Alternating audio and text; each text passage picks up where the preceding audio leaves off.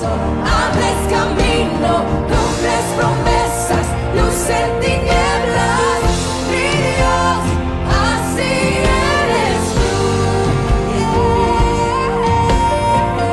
Milagroso, abres camino, cumples promesas, luz en tinieblas, mi Dios, así eres tú.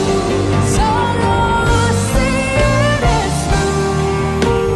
Así eres tú. Así eres tú. Así eres tú. Así eres tú. Así eres tú.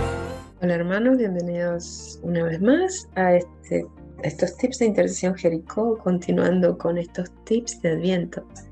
Quería compartirte un breve pasaje de un escrito de San Gregorio de Nisa. Él dice: nuestra naturaleza enferma exigía ser sanada, desgarrada ser restablecida, muerta ser resucitada. Habíamos perdido la posesión del bien. Era necesario que se nos devolviera. Encerrados en las tinieblas, hacía falta que nos llegara la luz. Estando cautivos, esperábamos un Salvador, prisioneros un socorro, esclavos un libertador. Después, San Gregorio de Nisa también va a decir que para esto el pastor se hace oveja.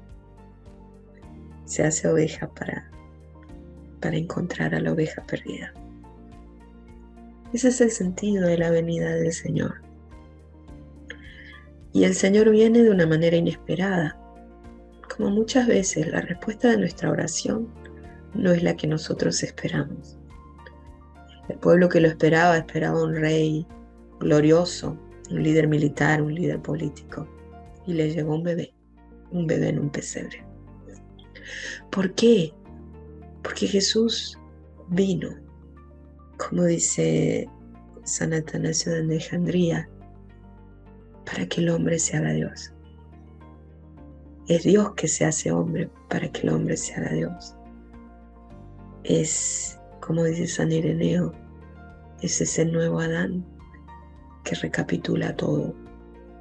Es decir, que como Dios se encarna para ir conquistando el terreno ganado por el pecado, que se traduce en sufrimiento, y lo quiere hacer desde el mismo momento de su concepción en adelante.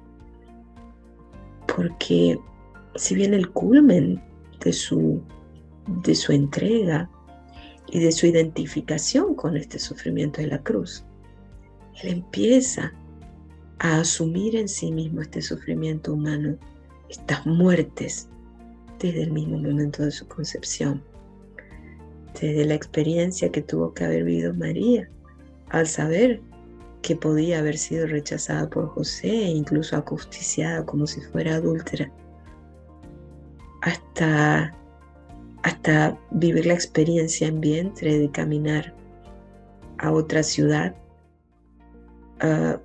por un mandato real y encontrarse rechazado y no poder nacer donde debiera haber nacido, al menos dignamente, y tener que encontrarse naciendo en un pesebre rodeado por animales y últimamente visitado solamente por los más marginados de la sociedad de su tiempo. Jesús empieza a identificarse con el ser humano, no solo se identifica al encarnarse y hacerse de nuestra naturaleza, se identifica con nuestro sufrimiento, se identifica con las consecuencias del pecado en nosotros. Y esto es parte de su redención. Redención es volver a comprar.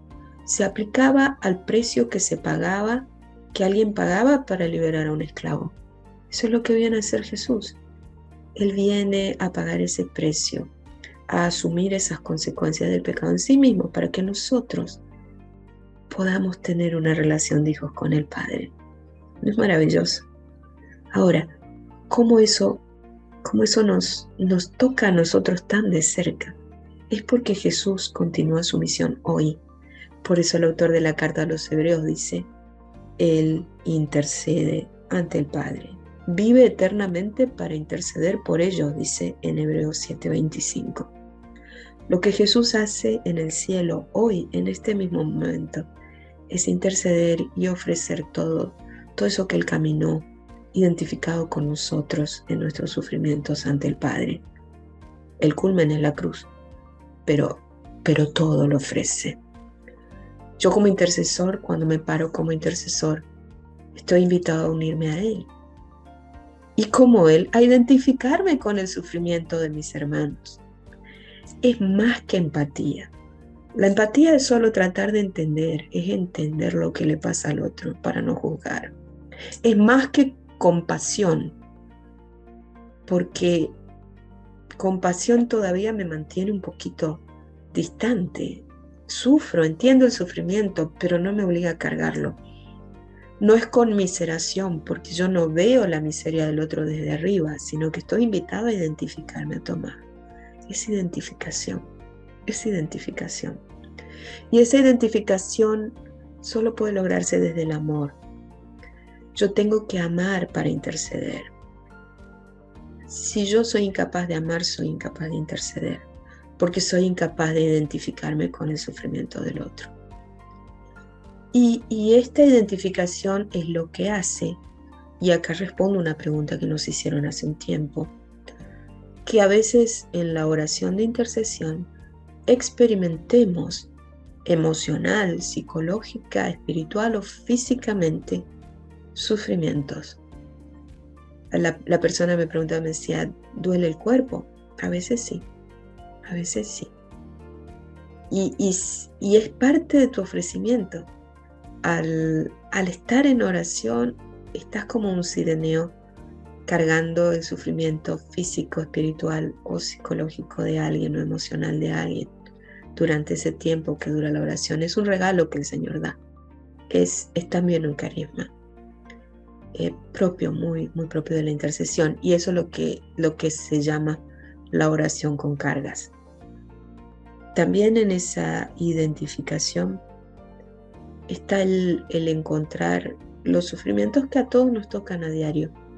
Pueden ser ofrecidos al Señor en unidad, con Él, con amor, por lo que Él quiera.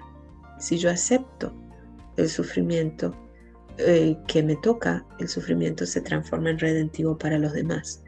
Eso es lo que dice Pablo en Colosenses 1:24, sufro en mi carne lo que falta de los sufrimientos de Cristo, completo en mi carne. No quiere decir que el precio de la redención haya sido pagado en forma incompleta.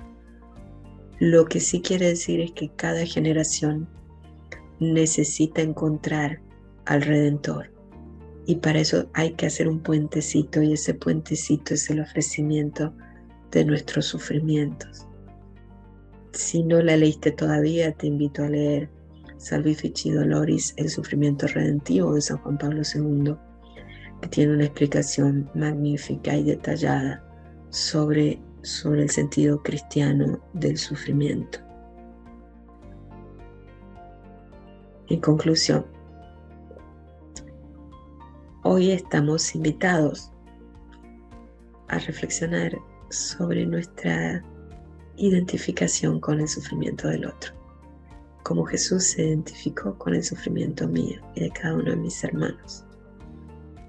Cuando yo soy capaz de amar al punto de identificarme, puedo tomar el lugar ante el Señor de mi hermano, y esa intercesión va a dar abundante fruto.